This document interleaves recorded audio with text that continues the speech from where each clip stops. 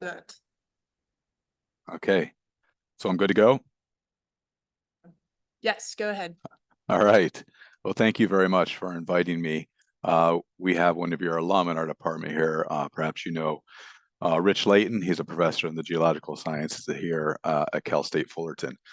Great professor, great guy. So we're lucky to have him, and you did a great job training him. Uh, so I'm going to talk something that's a little deeper in time than perhaps the modern climate emergency, but the perspective that people in my profession provide we'll see is kind of important for us to understand where we're headed. And so I'm going to be looking at past climate, and I like to always start off with a special thanks to the funders, the students, and my recent collaborators. It's mostly the students. We can't do this work without student help, and fortunately here at Cal State Fullerton, we have a never-ending group of students that are required to do undergraduate research theses. And so we have lots of students coming through the lab. And so this is just some of the students that have been involved. So in terms of the talk organization, it's going to be pretty straightforward. I always like to show this loop here. This is kind of my life out in the lakes of California.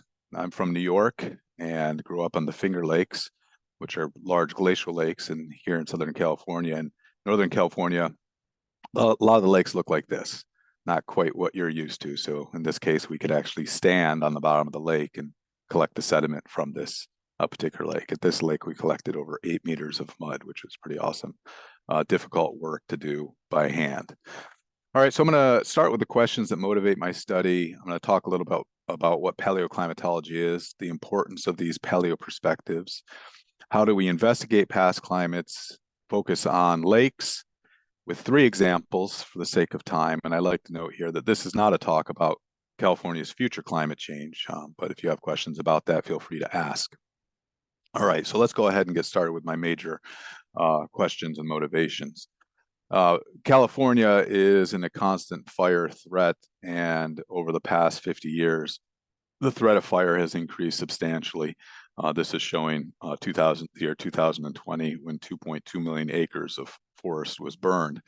Not something I really worry about as a New Yorker, but then when you move to California and the West Coast in general, you realize fires are a real thing. So some of my research is looking at fire history. Some of it is also looking at ecology. And one thing a lot of students don't know is that California is located in one of the 25 global biodiversity hotspots. And this is not a distinction. Sorry, let me close my my email because you can't hear it, but I can. And it's going to drive me nuts. There we go. So we live in one of the 25 global biodiversity hotspots. This is not a distinction that you want to have. What it means is that you're losing your natural biodiversity at a rate that exceeds what scientists consider to be normal or natural. And so this California floristic biodiversity hotspot covers, it's the region in dark lines here on this image. It covers a tremendous amount of California, including going down into the Baja of California as well. And all we're looking at here in images B through J are projected diversity changes over as climate changes. And the red is always bad in science. Generally speaking, it's either hot or something else. And in this case, it means the loss of biodiversity. But what I spend most of my time studying is water, which is really California's final frontier. And I tend to focus on drought. But I also have focused quite a bit on something called pluvials, which are the opposite of drought. And a lot of people don't know that term. Pluvial is just a period of above average wetness that lasts for more than a singular event, which would be a flood. And so floods can happen during droughts or pluvials, as my research has shown. But a pluvial is an extended period above average wetness. And one of the things we're really focused on is trying to understand the epic flood that could affect California. The scenario by the USGS is called the ARC storm scenario. AR means atmospheric river, K means 1,000, and storm means storm.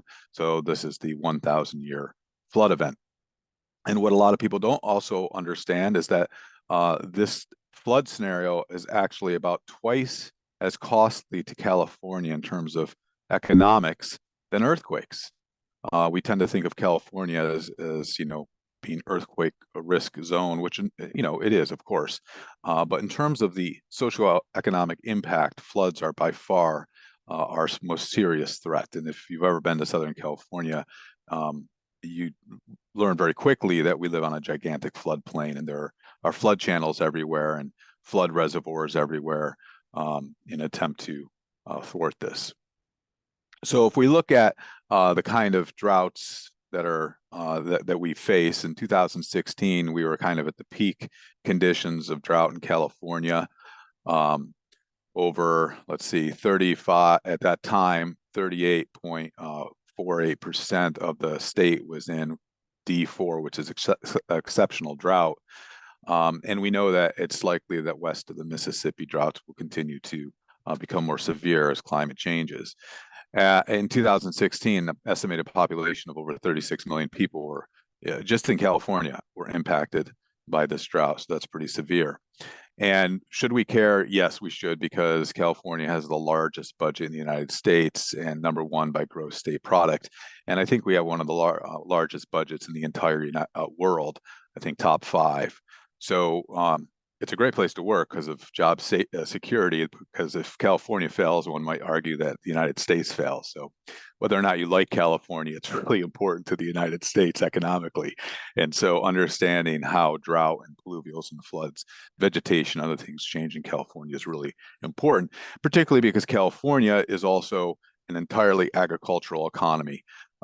Again, something I didn't know until I moved out to California. So we are dominated by agricultural production, and that drives our economy. And so obviously water, too much water and too little water are both threats. And so this is what it looks like as of yesterday. We are presently in very good conditions with 92.9% of the state in 0 drought conditions. But this is also really bad because what happens is people hear about this in California and they say, oh, we don't have to worry about water. Well, I like to tell my students you should always worry about water in California. Just assume we're always in a drought, because water truly is the final frontier, and we certainly don't suffer from an abundance of it in general. But because I'm talking to, let me go back to that, because that's something here. Essentially, the short-term memories easily distract from long-term issues. And so the fact that we switch back and forth between drought and non-drought conditions so much, it's easy for the population to forget that we actually live in a very arid environment, pretty much everywhere west of the Mississippi. But because I know my audience, I wanted to show you Michigan. And so this is what Michigan looks like right now. 38% of it is in no drought conditions, and only 3% of the state is presently in what we'd call severe to possibly extreme drought.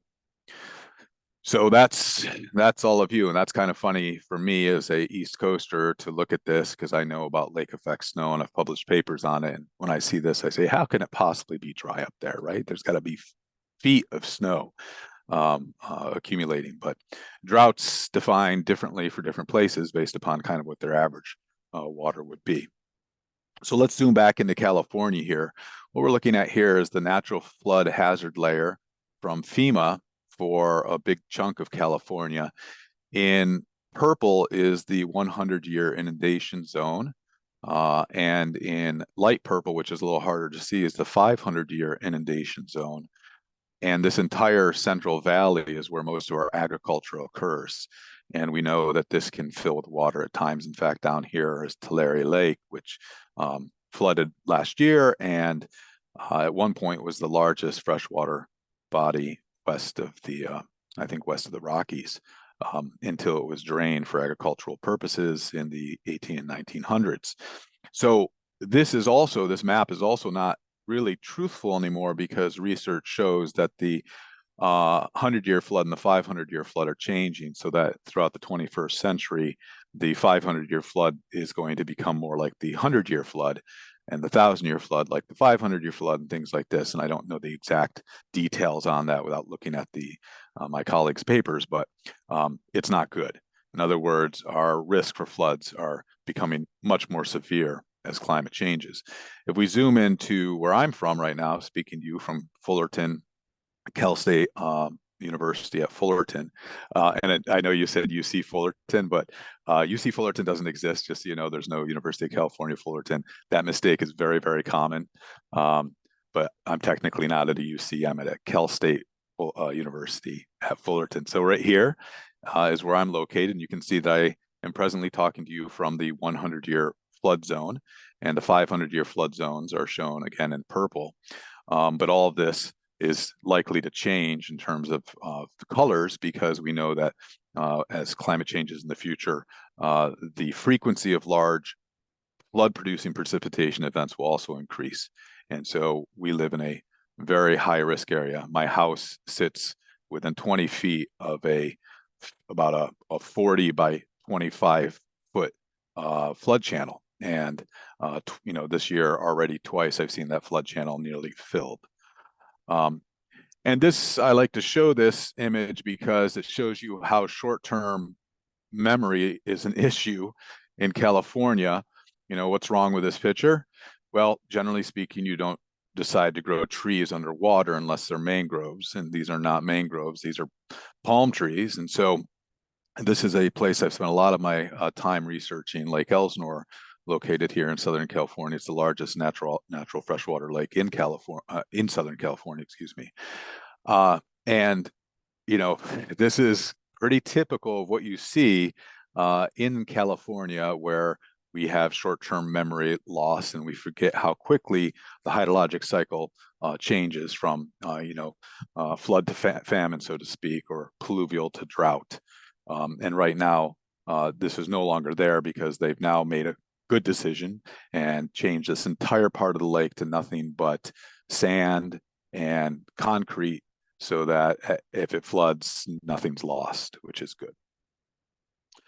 So the real threat we have in California regarding floods are a feature called atmospheric rivers. And as someone who lives in the West Coast, this is something we hear about all the time. Maybe you've heard of it, maybe not, depending on how you follow the news. As someone who grew up in upstate New York, I would be very interested in lake effect snow, but atmospheric rivers weren't really much interest to me, and certainly I didn't hear about them when I was undergrad, because it's only really in the past maybe 15 to 20 years that they become part of the climatological lexicon, so to speak. And we've realized now how important these are, and these are the type of events that represent the greatest socioeconomic threat to California, specifically in terms of too much water. So what I've been focused on for the past about 7 years is something called the California Precipitation Dipole. One of the things that's really important in California, and really the Western United States in general, is it's not how much water we get, it's more important how much water we get where, right? And so if we get tons of water in Southern California, that doesn't really help California. We need to get water in the areas where we can then transport the water to places that need it. We need the water in the Sierra Nevadas and in the Northwest California and the Rockies, which is not part of California, obviously. And so it's where we get the water that matters, not how much we get. And so what we've been studying, like I said, for about the past 7 years, is something called the California Precipitation Dipole.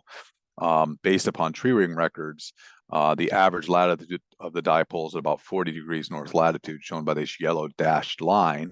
That's the 500-year average latitude. Essentially what this means is if you're going to roll the dice in any given year in California,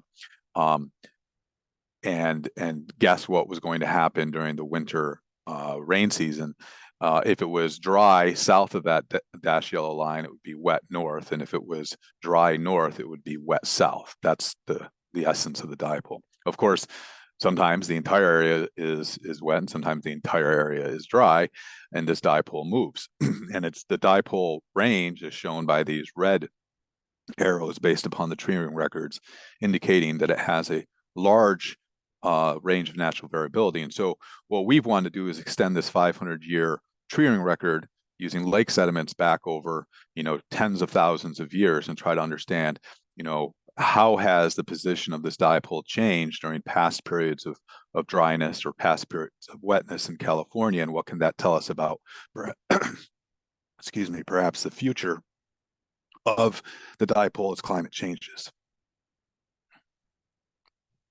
All right, so sorry, I got allergies, right? So I don't mean to, if I have to leave the screen for a second to blow my nose or cough, I will. So what is paleoclimatology? Well, let's start with the basic definition. Climate is the average weather for an area for at least 30 years, and it's defined largely by temperature and precipitation, although there are lots of variables that go into that. Therefore, paleoclimatology is study of past climates. And I kind of like to see myself as a time traveler, right? By looking to the past, we can see to the future. And I like this Back to the Future idea. Of course, I'm old, so that movie was impactful for me. That's when Michael J. Fox was all the rage. Okay, so what is climate? Well, let's look at Fullerton here. We have max temperature, min temperature, and precipitation for Fullerton over a 30-year average, 1991 to 2020, with an annual precipitation of about 13 inches. We've exceeded that this year in just 2 storms. One of our storms dropped over 15 or 18 inches of rain in parts of Southern California. And then we had another storm, I think a week and a half ago, that dropped upwards of 5 to 6 inches in parts of Southern California. So 2 storms, that's all it took. 2 storms to reach that average. Then if you look where you are, Kalamazoo, that's always a fun word to say. Pretty interesting when I had to look up where you were. And I said, oh, that's cool. I get to say Kalamazoo. So you can see how different climate can be for different parts of the United States. Where you are, precipitation is something that you see year-round, right? With a peak in the summer, spring, summer, fall season. Whereas in California, and this is true for all of California, if I showed you the 30-year records for any city in the entire state of California, you would see this same curve. We essentially have no precipitation during the summer, and we get precipitation in the winter, which makes my job as a paleoclimatologist pretty straightforward, because what it means is if we see evidence for it being wetter than normal or wetter than average, we know that that means winter was wetter than average. And if it was drier than average, we know that winter was drier than average. Where you're from, that's a lot more difficult. And I did my PhD on lakes in the Finger Lakes region. And the issue there is it can rain anytime. Thank you. It can rain anytime. And so trying to reconstruct paleoclimate records from regions like Kalamazoo, where rain is a regular feature, is a little more tricky. And there's lots of variables you have to consider that I don't have to consider out here, which just turned out lucky for me because I didn't, expect to be spending my career in California. All right, so what's the importance? Because a lot of people say, well, who cares? And I agree, right? Who cares about any of this? Well, I like to think of myself as kind of a market analyst of climate change. And the reason I came up with this analogy is that, a lot of my friends are not geologists and that I went to school with, and they work in the business world, make a lot more money than me. And they don't understand why I do what I do. And so what I try to explain to them is that a paleoclimatologist is like a market analyst. If I gave you $1 million to invest in the stock market, it would be very wise of you to research the history of various stocks before you invest. It would be very unwise of you to just willy-nilly, invest your $1 million without any research.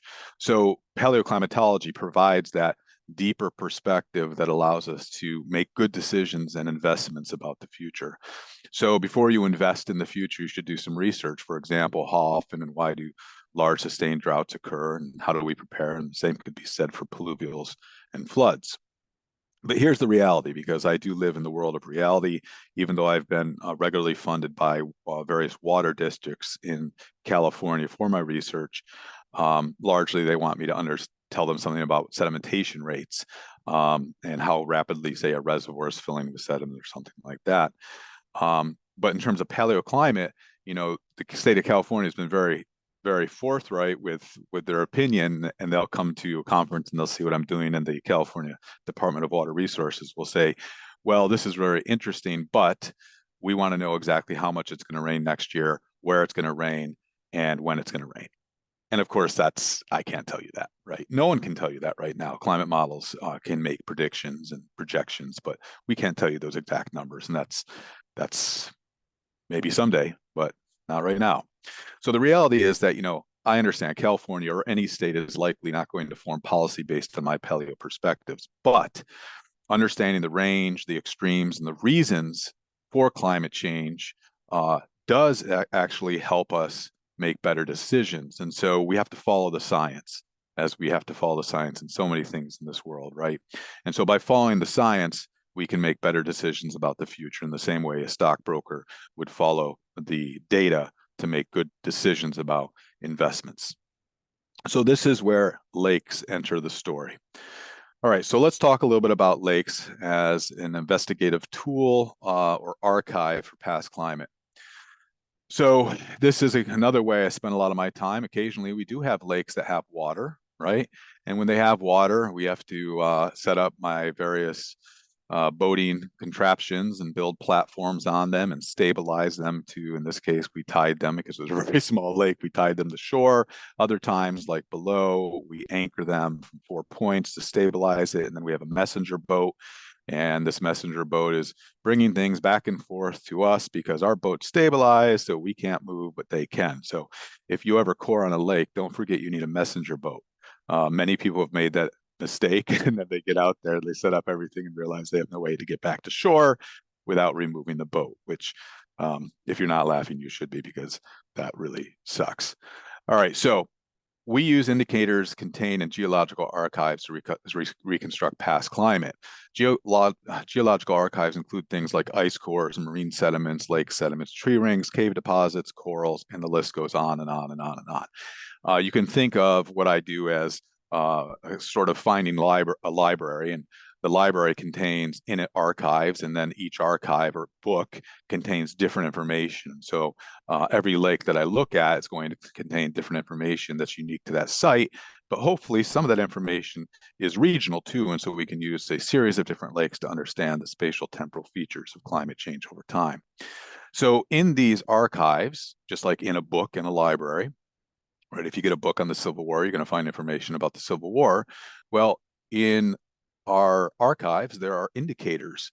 These are substitutes for climate because people were living, but they weren't recording climate information much older than the past 100 to 150 years, especially on the West Coast, a little bit older on the East Coast. So we don't know when it flooded. We don't know when it rained a lot. We don't know when it was hot and it was cold as we go back further in time because we don't have those records. And so we have to have substitutes for those records. And those substitutes are called indicators, or sometimes you may hear them called proxies. So I tend to focus on precipitation. You can also look at atmospheric circulation patterns. That was a big part of my PhD at Syracuse. You can do oceanic circulation patterns. I also focus on flood events, fire activity, and vegetation. So mud may appear to be just, bland, stinky stuff, but in the mud is a story. And that's what I'm going to spend some time telling you about. So how do we get that mud? All right.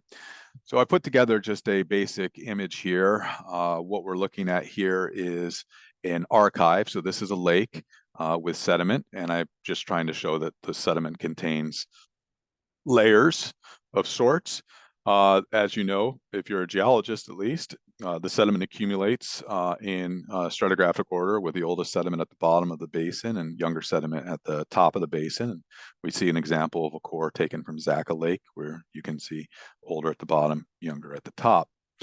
And then what we do is we stabilize a boat or a platform out there, depending on the size of the lake. In California, sometimes I can actually walk out onto the lake because the lake is presently dry.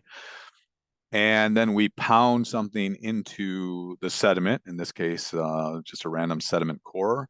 And each lake requires a different type of sediment core because of the consistency of the sediment and the challenges faced with that.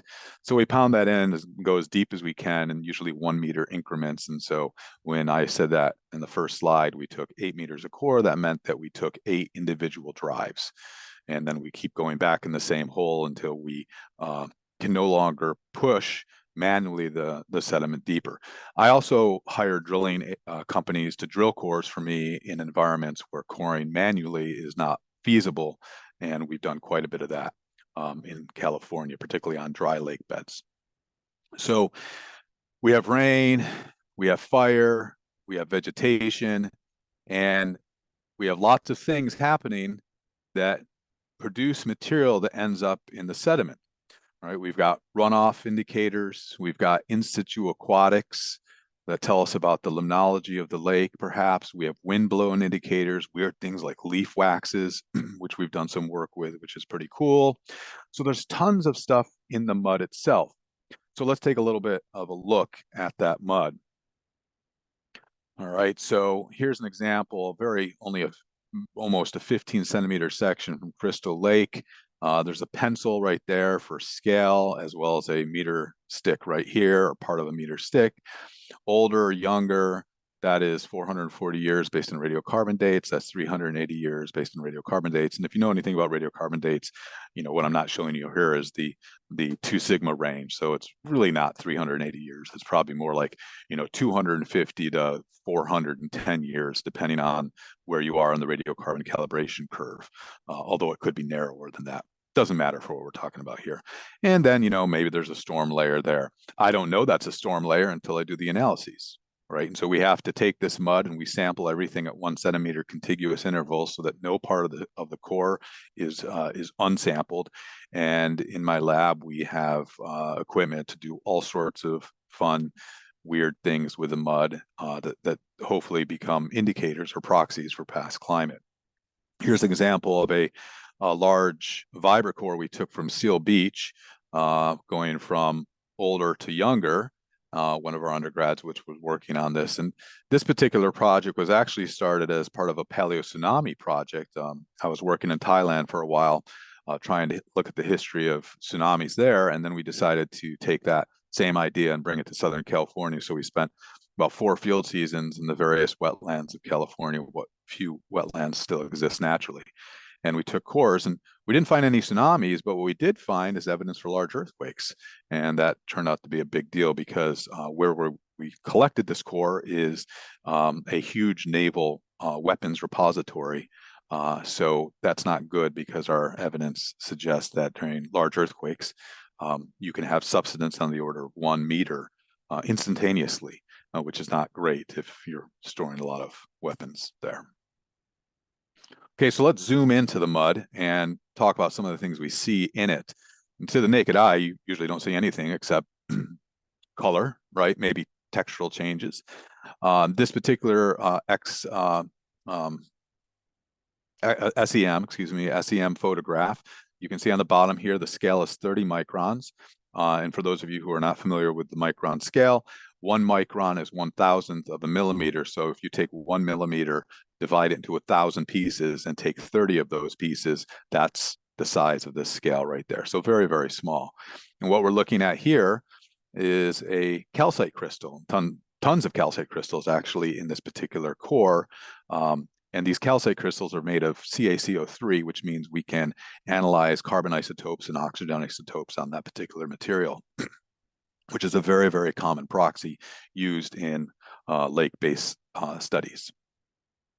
In this case, we have the 30 micron scale again, and I highlight that feature there.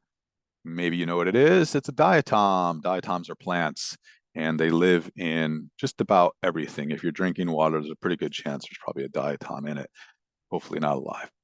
And this is the skeleton left behind. It's made of silica. You can do isotopes on it because it's SiO2, but most of the work done with diatoms is identification work and abundance work. And so diatoms are sensitive to things like salinity and temperature and water depth and turbidity and whatever else. And so you can look at diatoms and reconstruct the history of a lake.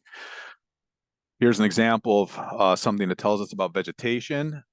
This is 50 microns on the scale here. That right there is a piece of pollen, which is pretty cool. Looks really big, but of course it's very, very small. I do not do pollen or diatoms. Those are niche markets where that's all you do. Preparing diatom and pollen, takes so much time and effort that generally speaking, the people who study diatoms and study pollen, that's really all they do because the labor involved is tremendous. And so that's a piece of pollen likely blown in from land, unless, of course, it's aquatic. In this case, we know it's not. Sometimes things are much bigger. This is a pine needle, which is something that to the naked eye, you can actually see. So this is under just a binocular scope here. Also under a binocular scope, beautiful seeds. A lot of this stuff is good for radiocarbon dating too. Here's an example of something that when you see it first, you are happy that you are not a very small animal and have to fight this thing, because this is a mandible to some insect that either lived in the water or lived on land. And then when I'm looking at this underneath, I'm thinking, oof, that's a tough life to have to fight that thing. We also see abundance of this, something that in, say, Michigan, you may not see quite as much in lake sediments, and that's charcoal. Charcoal turns out to be the best thing we can use for radiocarbon dating. So when we find charcoal, we get pretty excited, but finding it, again, is very, very common because so much of the West burns regularly through history. And so micro charcoal, very, very common feature in the sediments. What I spend a lot of my time looking at is everything but the organics and the chemical precipitates. And so what I do is I take my mud and I run it through a series of chemical pretreatments, and I remove the organics, I remove the carbonates, and I remove the biogenic silica, which means diatoms. And what's left behind then are just the clastics. And we've been able to show using 20th century calibrations, as well as other people's research, looking at river transport and discharge relationships with grain size, et cetera, et cetera. We've been able to show that clastics are a very good indicator of runoff intensity and thus wetness over the past into the paleo record. And so we've used this variable going back 120,000 years, where we look at the abundance of clastics and the size distribution of clastics to infer things like lake depth, runoff intensity, and general wetness for California. Something that works well out here but may not work so well, say, in Michigan, where it rains all the time. And so finding a definitive signal for runoff would be a little more difficult than just saying, oh, more sand equals more runoff, which, again, out here, that works fine. Okay, so we've been busy. Since 2002, we have collected sediment from all the lakes shown here. I know it may not seem like a lot, but this represents a lot of time and effort and money and labor. And I like to show this because it's good to give you an idea of the breadth of California that we've covered. And, in our attempt to kind of write the history of California's paleoclimate. I'm not showing you lakes that other people have cored, and most of those other lakes would consist of Mono, Tahoe, Owens Lake, some of the desert lakes, things like that, and a few lakes in the Sierra Nevadas.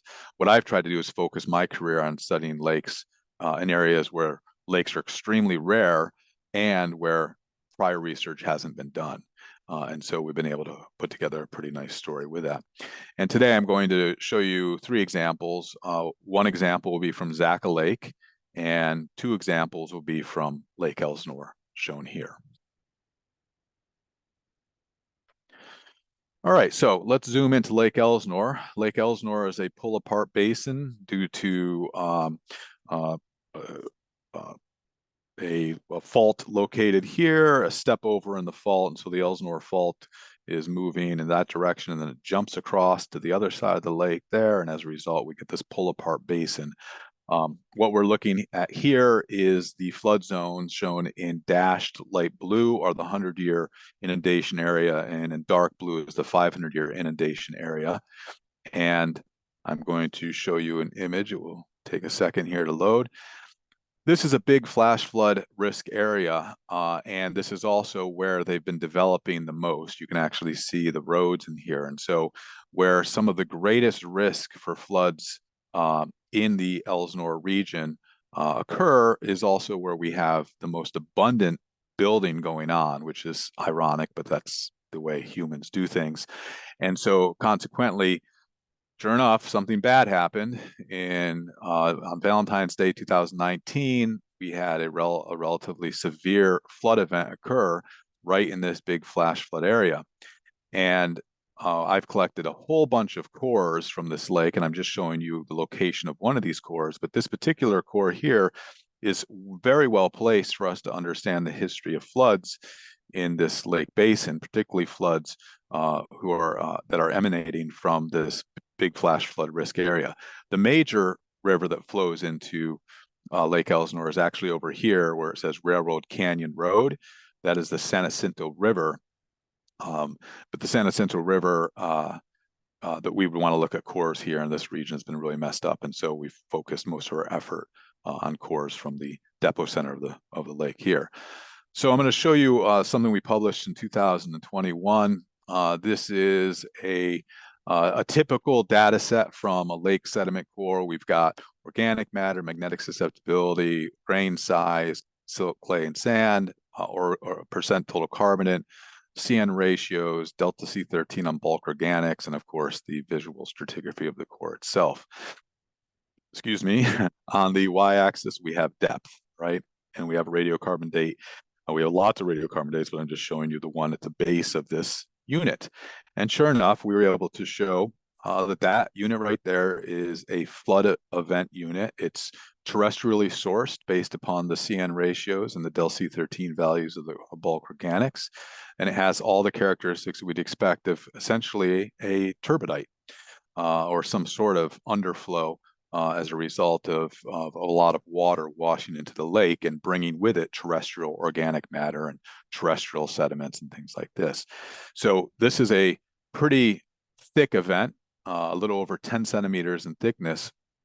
And this lake sediment core at this location is filled with these things. Unfortunately, the quality of this particular core was the worst of all the cores we collected. These are drill cores, and sometimes with drilling, issues arise. And so this is the only part of the core that we knew captured a discrete event that we felt we could study. And so hopefully we can go back to this lake at some point and collect longer cores from this location and put together a really nice flood history for the location. I've been working with the city of Lake Elsinore for almost 2 decades now, and I go there and I give presentations fairly regularly. And what's really cool about this city is they listen. And based upon the research that we've been doing there for nearly 2 decades, they have actually upgraded and are upgrading their flood prevention and protocols for floods that exceed anything they've seen in the past 100 years. And that's a really smart thing to do because we know larger floods have occurred in the past than anything we see today, such as this. One could argue, is there a relationship between the thickness of a flood event unit and the magnitude of the event? I would say certainly on a first order basis, there is. So that would suggest this is a pretty big flood event here. Now, if the important results of this is that lots of these event layers are in the sediments of Lake Elsinore, but most importantly, remember that arc storm I talked about, the 1,000-year flood? That arc storm is based upon the 1861-1862 event that decimated California. It flooded Sacramento, the entire Great Basin. It was just a disaster. And so all the models for future large floods are based upon essentially the 1861-1862 event. And what's amazing is I have yet to see any geological evidence for the 1861-1862 event in any lake I've ever cored. So that should be frightening, because we see lots of evidence for much bigger flood events back in time, but the supposedly big one, 1861, 1862, doesn't show up. So we're going to go to Zaca Lake now, and we're going to look at a longer time series here. Here we are coring along the edge of the lake. We also cored in the center of the lake. This is an absolutely gorgeous natural lake. It's actually the only lake in Southern California that I have ever swam in. None of the other lakes, you couldn't pay me enough water. You couldn't pay me enough money to get into those lakes, but this lake is fairly pristine. And so what we were able to put together here is a history of droughts and pluvials. We published a bunch of papers in 2014 and on this research. So I'm summarizing obviously a much longer paper here. What we're looking at is grain sizes from 125 to 2,000 microns, shown in the purple here in percent, and using a regime shift detection program shown in red. These are breakpoints and statistically different changes in the mean at the 0.05% confidence level. And more coarse material equals more runoff, and less coarse material equals less runoff. And this is ground truth in 20th century studies where we see the same thing. And so then we can extend that back through time. But really what sticks out here is we do have evidence for periods of much wetter, more runoff than possibly today. If you look at this upper section here, you might say, well, Kirby, that's very high, but this is where humans start to mess with the system. And when they start to mess with the system and the drainage basin and denude vegetation and things like this, of course, you're going to wash more material in. But these are the kind of things that really stand out to us is, evidence for 500 years of sustained less than average runoff, which would indicate, a drought that exceeds anything we see in the tree ring records. And so the takeaways from this is we were able to produce the first subdecadal record from Southern California documenting hydrologic change. It overlaps and matches with the tree rings going back 500 to 1,000 years, but it extends that record.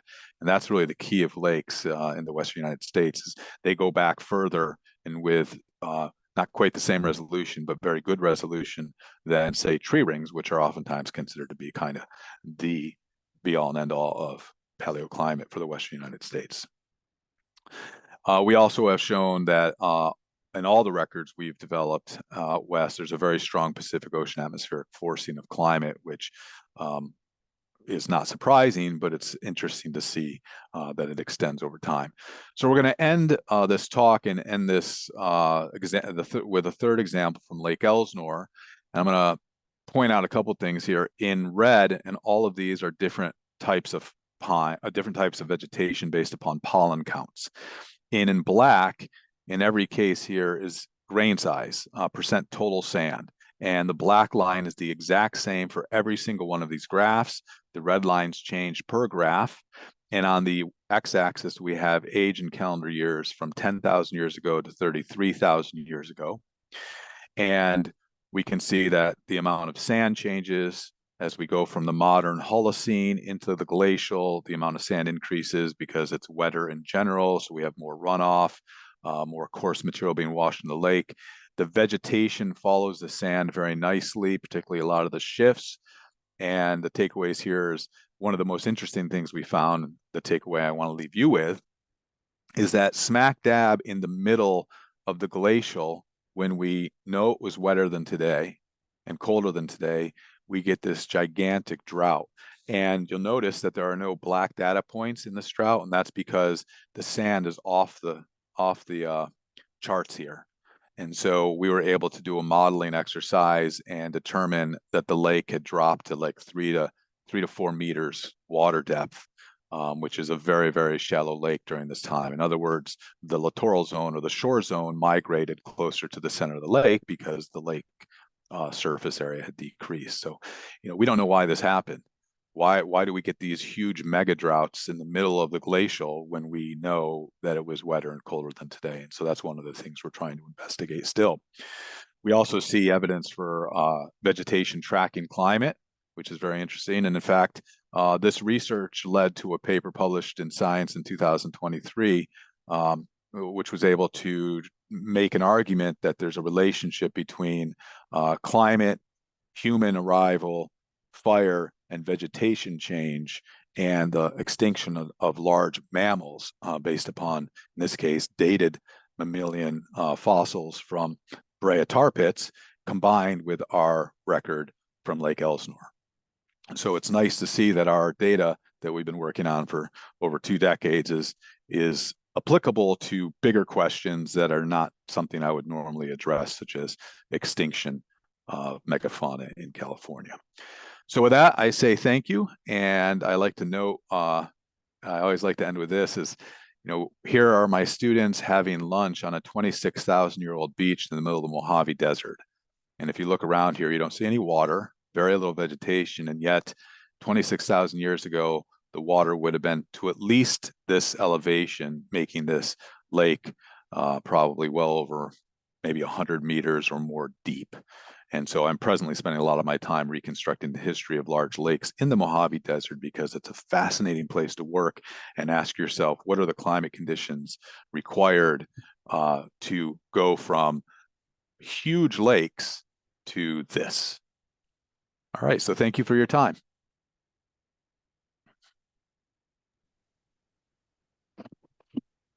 Thank you so much, Dr. Kirby. We are gonna just do a couple of changes here. All right. Yeah, so you should be able to now. Donovan is going to take care of fielding the questions. We have questions in the live audience. There's about 10 people here, and then there are also a number of people online. If the folks who are online could just use the hand raise function, and then the folks here use your actual hand raise function, that would be great. We also usually try to encourage a question from a student as the first question. So you can ask your question really loudly, and then if Dr. Kirby can't hear it, you just repeat. Okay. Okay? Yeah. Yeah. Okay. Any student questions? Okay. I got one. Sure. So you were talking about like that big flood event that happened in California, but you couldn't see that in your course, right? Mm-hmm. Why Yeah. do you think that doesn't show up? That's a great question. You saw the distribution of course of lake sites that I've looked at, and in none of those lakes does the 1861, 1862 event show up. And yet, if you go deeper in the cores, we see evidence for flood events throughout the Holocene. I don't know. That's a really tough question to ask. Certainly, human population wasn't large enough at that point to have altered all the drainage basins such that for some reason it's not captured, right? That's still, early in California's history. There were indigenous people, of course, but they'd been existing here for, well over 12,000 years. So, that makes me question the actual size of it. Are we grossly underestimating the size of paleo floods and the flooding potential? And if that's the case, then we may be grossly underprepared for the magnitude of floods that could actually happen in California. But one of the projects we're going to start working on next summer is we're going to start coring all across California, specifically just looking for that 1861, 1862 to see if we can really find it and see its spatial localities. Cool, thank you. Yeah. Any questions in the audience? Chat. Okay. Steve? Given that you're in a tectonically active area, I'm curious if you see any tectonic record in some of these lake level fluctuations. That's a great question. We always think about tectonics, in Lake Elsinore as well, and we've run seismic reflection data and GPR on these lakes and things. In Elsinore, where you'd expect the greatest influence of tectonics, it's amazing. Our penetration of the seismic reflection, unfortunately, only went down about 80 meters, but in the central basin is just flat, beautiful, layered mud, and no evidence for faulting of that mud by any means. But in terms of something like seismites, we always have to consider that, and so we can, for instance, in that example I showed you from Lake Elsinore, we were able to rule out that as a seismite. And for those of you who are unfamiliar, a seismite essentially is a rapidly deposited feature associated with earthquakes. You might actually think of a tsunami as producing a seismite of sorts. And we have a paper that was just accepted looking at a sag pond, which is much, much smaller than Lake Elsinore. In fact, you could throw a baseball across it. And we were blown away because also in that tiny little basin, we find flood event layers we don't see. And because of their distribution across the basin, they're clearly not tectonically related, because for them to be tectonically related, we'd expect to see different depositional sedimentological features associated with that. But to answer your question clearly, we are always thinking about that in every basin and trying to either rule it in or ruled out. And that's why we always measure a whole variety of analyses so that we can come to the best conclusion. Now, one more thing I'll say, if we go back deeper and deeper in time, of course, tectonics becomes more of an issue.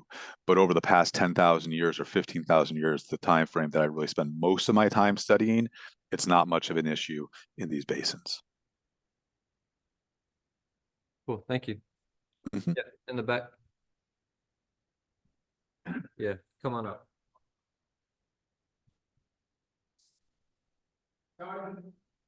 Just curious, you get rid of all of the organic material in the cores.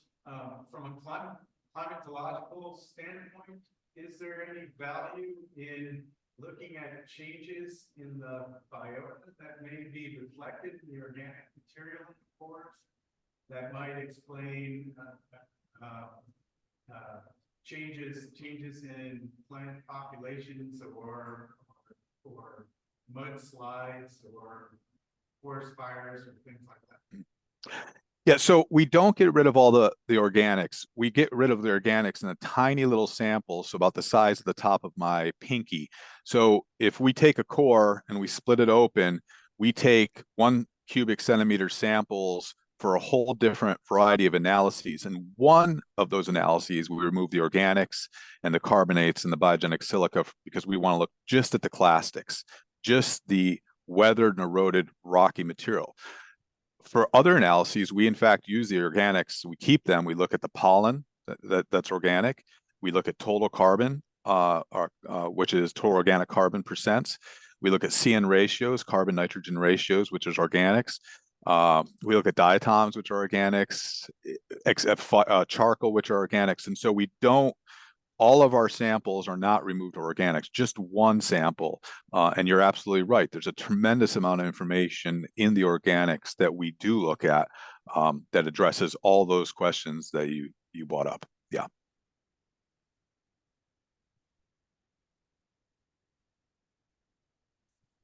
Does anyone online have any questions? If so, just raise your hand.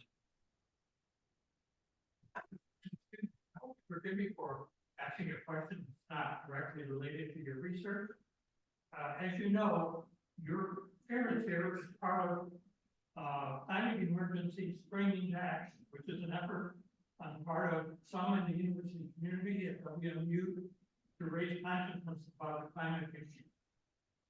Is there any comparable effort underway at your university to accomplish the same goal? I'm going to have to have that repeated. I wasn't able to catch it all. So basically, there's like a climate action group going on at Western, and he was asking if there's anything going on like that at your school. Talk about. I don't know. You think I would? You know, that's a great question. We are, I know at the administrative level, there's lots of talk about climate and, making our campus water friendly, going to xeriscape and, low energy usage and things like this. But I don't know of an organization. And I spent some time on your on the web page for this, checking it out, and I was super impressed. And certainly going to try to steal that idea. And that's always good, right?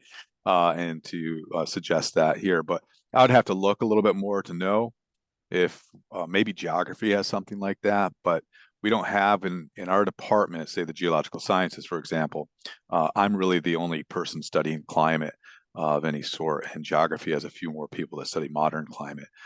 So I don't have an answer for you, but I can tell you that I really admire the program you have, and I think it's great that you're doing it. Cool, thank you. Any last questions? Okay, one more question. So this is more about logistics of lake pouring. So if you're going down to the water, and I'm just wondering if you can use like an outside casing for how do you keep the hole open and keep everything all again? Yeah. How do you keep the hole open, right? All right. So when we're it depends on the type of mud. The coring equipment we use are closed cores. And so even if the hole collapses and you're pushing through older mud, you don't start sampling until you reach the depth that you want to, and then the core system opens.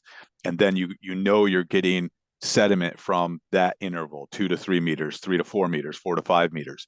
So in some cases, yeah, the hole clearly is collapsing because it's difficult for us to push back down through the same hole. Plus you might be over 10 meters of water trying to go through the same hole. Sometimes we use a casing all the way down to the top, from the top. But oftentimes we just are stabilized and, hoping we're going back in the same hole or close enough. But remarkably, it seems like we hit it because it's super easy to go in as you go down deeper. And so, and a lot of the lakes I work in are shallow, and so you can actually see the hole and make sure you go back in the right hole. Now, when it comes to drilling, we use a direct push auger system. And so the hole is being lined, and then we push and then line and then push and then line and then pushed. And so that, every lake I work with requires a different type of coring, but the key is every core I use, with the exception of one, is an entirely closed coring system. So we know that there's not cross-contamination, or if there is, it's minimal. Great. Are there any last questions? We're right about at time. Anybody online or anybody in the room? All right, then if we could give Dr. Kirby another round of applause. Thank you so much for being here. Yeah, you bet. My honor.